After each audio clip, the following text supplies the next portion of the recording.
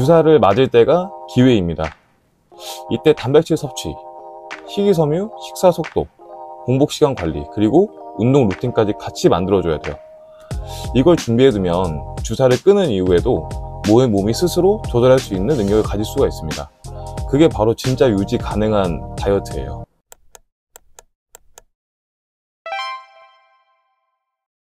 오늘은 요즘 정말 많은 분들이 궁금해하시는 위고비, 오젬픽 같은 GLP-1 주사제를 쓰면서도 건강하게 그리고 요요 없이 다이어트하는 방법을 이야기해드리려고 합니다. 요즘 정말 핫한 주제죠. 주변에서 나 위고비 맞고 식욕이 확 줄어서 살이 빠졌어, 이런 얘기 들어본 적 있으실 거예요. 실제로 맞아보면 신기하게도 배고픔 느낌이 줄어들게 되고 평소보다 훨씬 적게 먹어도 포만감이 금방 와요. 한 달에 3에서 5kg 정도 빠졌다는 분들이 정말 많으세요. 특히 체중이 많이 나가서 건강상 위험이 있으신 분들이나 정말 의지대로 식욕을 조절할 수 없으신 분들한테는 도움이 되는 약물입니다. 그런데 제가 위고비를 쓰는 지인들이나 회원분들한테 말씀드리는 게 있어요. 이 주사는 내 몸을 고쳐주는 게 아니라 배부르다는 신호를 잠깐 대신 보내줄 뿐이다. 쉽게 말하면 대리운전 같은 느낌이거든요. 맞는 동안에는 편하게 앉아서 갈 수 있지만 이 약을 끊는 순간은 내가 운전대를 잡아야 될 수도 있어요.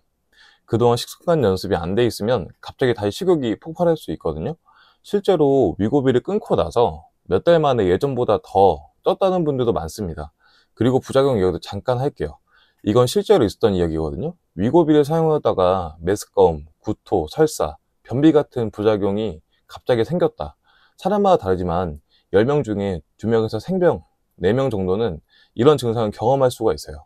이건 무조건 의사와 상담과 처방을 받고 저용량부터 단계적으로 올려야 부작용을 줄일 수가 있습니다. 하지만 이걸 감수하더라도 주사가 주는 도움으로 전략적으로 활용하는 것은 충분히 가능해요. 자, 그렇다면 오늘의 핵심 주제, 주사를 맞으면서도 건강하게 살을 빼고 끊은 이후에도 유지하는 방법, 바로 이걸 구체적으로 알려드릴게요. 주사를 맞을 때가 가장 사실상 습관을 바꿀 수 있는 기회거든요. 식욕이 줄어들면서 평소보다 식단 조절하기가 훨씬 쉬워져요. 중요성과 올바른 섭취 방법인데요. 위고비를 맞으면 식사량이 줄면서 자연스럽게 단백질 섭취도 같이 줄어들 수밖에 없어요. 그런데 이게 굉장히 큰 문제를 일으킵니다. 왜냐하면 단백질이 부족하면 근손실이 오게 되고 기토세량이 낮아지면서 요요가 훨씬 심해지거든요. 결국 살은 빠졌는데 몸이 축 처지고 다시 쉽게 살이 붙는 체질로 바뀔 수가 있어요. 그리고 또한 단백질 섭취를 하면서 운동을 하게 되면 체질 개선 효과도 있습니다. 단백질은 근육을 유지할 뿐만 아니라 포만감을 주고 혈당을 안정화시키는 역할도 정말 큽니다. 식사량을 줄여야 하는 상황에서도 단백질 비율만큼은 꼭 유지해야 살이 빠지고도 건강 유지할 수 있어요. 단백질 섭취량 계산 방법은 권장량은 체중 1kg당 1.2에서 1.6g 정도로 목표로 잡으시면 좋고요. 근육량을 늘리고 싶으신 분들은 1.8에서 2.2 정도로 늘려주시면 됩니다. 60kg 성인 기준으로는 72g에서 132g 정도 섭취를 하셔야 합니다. 단 개개인마다 차이가 있으니 칼로리 계산 후에 해보시는 것도 좋습니다. 예시를 하나 들려드릴게요. 화면에 나오는 총 칼로리의 15에서 35% 정도로 나오잖아요. 이것보다는 쉽게 이해해드리면 요즘 다이어트 때 많이 하시는 비율 있죠. 4대 4대 2 비율로 총 하루 섭취 칼로리가 2,500칼로리 정도 된다고 하시면 하루 단백질 섭취 칼로리는 1,000칼로리 정도가 되는 거죠. 나머지 탄수화물, 지방, 식이섬유 등 1,500칼로리는 비율에 측정해서 섭취해 주시면 됩니다. 그리고 추천드리는 단백질 식품은 계란, 닭가슴살, 두부, 생선, 콩류처럼 소화가 잘 되고 활용하기 편한 것들이에요. 양은 기호에 따라 다르지만 몸이 너무 배부르지 않게 드셔주시는 게 포인트입니다. 그래서 결론은 아침 단백질이 정말 중요하거든요.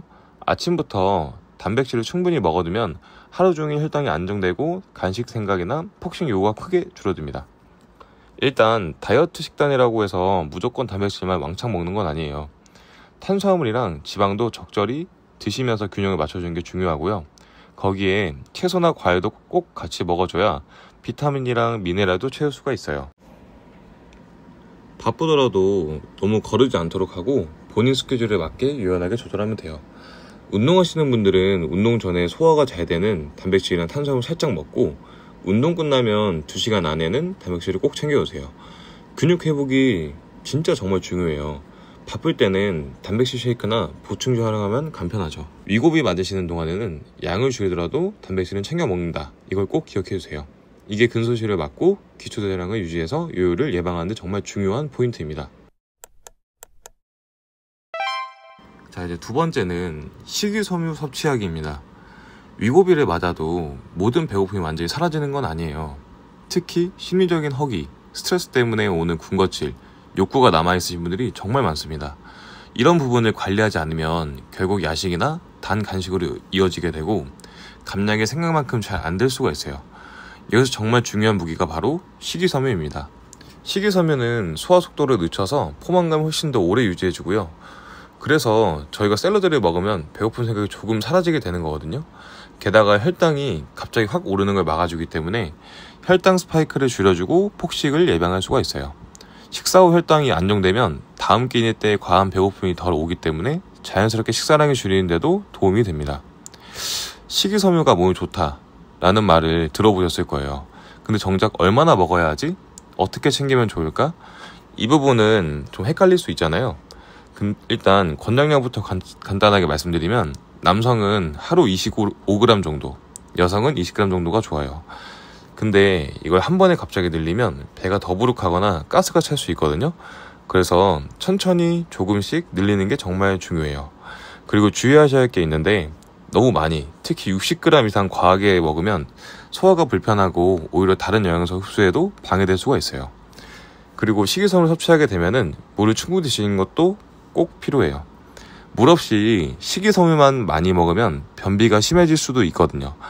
장이 예민하신 분들은 특히나 내 몸 상태를 보면서 조금씩 늘려주시는 게 좋아요. 자, 그러면 실제로 어떻게 늘리면 좋을까? 이게 제일 궁금하시죠? 사실 제일 쉬운 방법은 과일, 채소 양을 늘리는 거예요. 그리고 흰쌀이나 흰빵 대신 현미나 통곡물로 살짝 바꿔보신 것도 좋아요. 간식도 과자보다는 견과류 바꿔보시면 훨씬 좋고요. 또 식사할 때 샐러드를 먼저 먹는 것도 추천드려요. 이런 식으로 식사 순서만 바꿔도 혈당이 천천히 오르고 포만감도 좋아집니다. 마지막으로 식이섬유 잘 챙겨 드시면 좋은 점도 알려드릴게요. 소화가 훨씬 편해지고 체중 관리에도 도움이 돼요. 당뇨나 심혈관 질환 같은 만성질환 위험도 줄일 수가 있고요. 또 장내 미생물의 다양성도 좋아져서 장 건강, 면역력까지 전반적으로 좋아질 수가 있어요. 결국 중요한 건 하루 권장량을 맞추되 갑자기 많이 먹지 말고 조금씩 늘리고 물 충분히 마시고 그리고 내 몸 상태를 보면서 조절하는 거예요. 식이섬유를 잘 챙기려면 채소, 해조류, 통곡물 같은 자연식품을 몇 끼니 포함해 주시고요.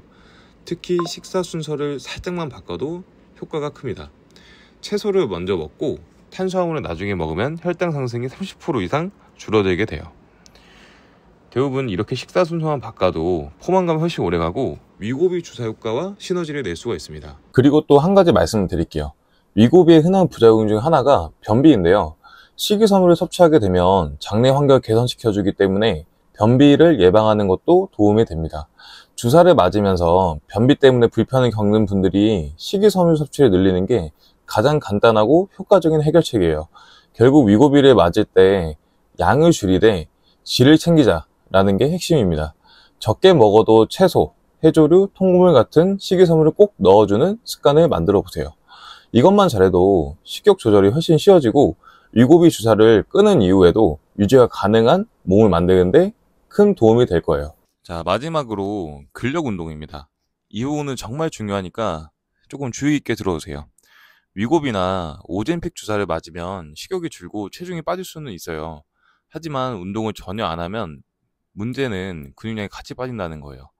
인슐린 민감성이 좋아지면 우리 몸의 혈당을 더 잘 관리할 수 있거든요. 특히 근육이 포도당을 잘 흡수해서 혈당이 갑자기 확 올라가는 걸 막아줘요.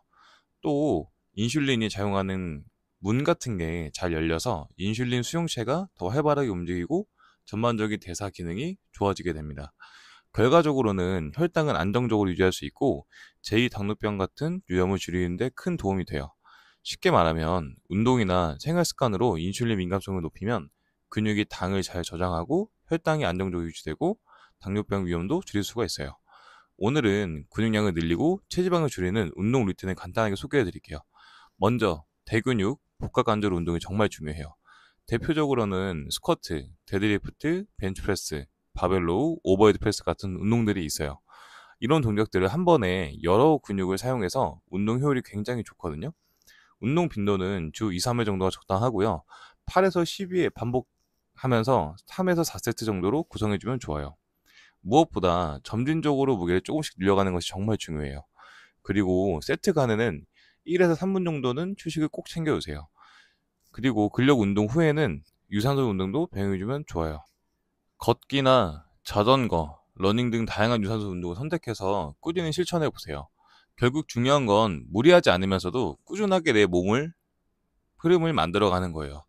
체중은 줄어도 기초대사량이 낮아지면 요요가 훨씬 더 심하게 오게 됩니다. 또 살이 빠졌다고 해도 근육이 없으면 몸 라인이 예쁘게 유지되지 않아요. 그래서 위고비를 맞으면서 살을 뺄 때도 반드시 근력 운동을 병행해야 합니다. 주 2에서 3회 정도는 꼭 시간을 내서 운동을 하세요. 스쿼트, 런지, 푸시업 같은 맨몸 운동도 좋고요. 집에서 할 수 있는 간단한 동작도 되게 좋습니다. 조금 더 체계적으로 하고 싶다면 헬스장에서 PT, 그룹 운동을 활용해도 좋아요. 중요한 건 꾸준히 근육을 자극하고 유지하는 습관을 만드는 것입니다. 운동을 해야 살이 빠지는 것뿐만 아니라 빠진 몸을 건강하고 탄탄하게 유지할 수가 있습니다. 또 운동을 하면 스트레스가 해소가 되고 다이어트 멘탈 관리에 도움이 되거든요. 결국 운동은 다이어트의 옵션이 아니라 필수라고 생각을 합니다. 여러분, 위고비나 오젬픽 같은 주사제는 분명히 좋은 도구가 될 수 있습니다. 특히 비만도가 높거나 식욕을 의지로 도저히 조절하기 어려운 분들에게는 의학적으로 정말 유용한 선택이 될 수 있어요. 하지만 꼭 기억해야 될 게 있습니다. 이 주사는 내 몸을 바꿔주는 게 아니라 신호를 대신 보내주는 역할을 할 뿐이에요. 맞는 동안 내 식습관과 생활 습관을 바꾸지 않으면 끊는 순간 다시 원점으로 돌아올 수 있습니다. 그래서 저는 주사를 쓰시는 분들한테 이렇게 말씀을 드리거든요. 주사를 맞을 때가 기회입니다. 이때 단백질 섭취, 식이섬유, 식사 속도, 공복 시간 관리, 그리고 운동 루틴까지 같이 만들어줘야 돼요. 이걸 준비해두면 주사를 끊은 이후에도 몸이 스스로 조절할 수 있는 능력을 가질 수가 있습니다. 그게 바로 진짜 유지 가능한 다이어트예요. 오늘 이야기 꼭 기억해주세요. 주사를 맞으면서 몸을 바꿀 수 있는 이 시기를 습관으로 새로 만드는 기회로 잘 활용해 보시길 진심으로 응원합니다. 영상이 도움이 되셨으면 좋아요와 구독 부탁드리고요. 앞으로 여러분들의 건강에 현실적인 다이어트를 위해 계속 좋은 정보로 가져오겠습니다. 감사합니다.